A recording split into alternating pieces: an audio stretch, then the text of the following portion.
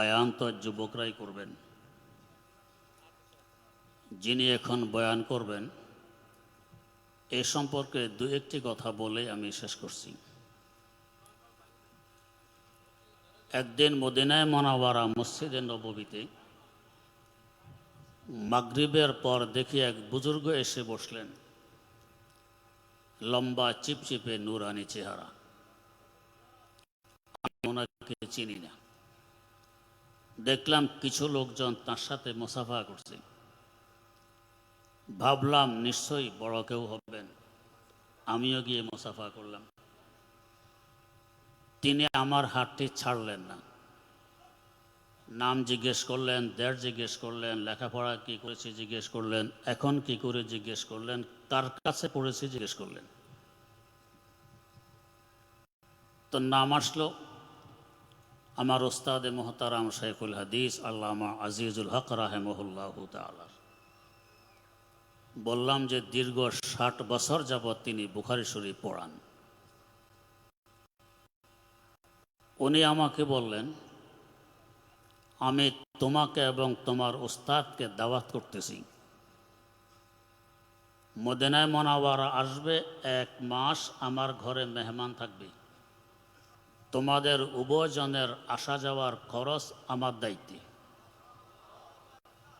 উনি আমার নম্বর নিলেন, তার নম্বরও দিলেন।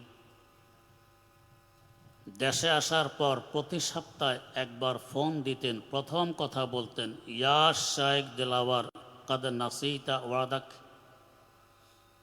ও দিলাওয়ার, তুমি তোমার ওয়াদা ভুলে গেছো। হযরত শাইখ তখন সফর করার মতো তার শক্তি সামর্থ্য ছিল না, সম্ভব হয়নি। যিনি এ দাওয়াত করলেন তিনি বর্তমানে শিরি জামেয়া দামেস্কের উস্তাদুল হাদিস শাইখ সফওয়ান আদ-দাবুদি দামকাতুহুম। অনেক লিখেছেন। তিনি লিখিতভাবে তার সনদ আমাকে দিলেন।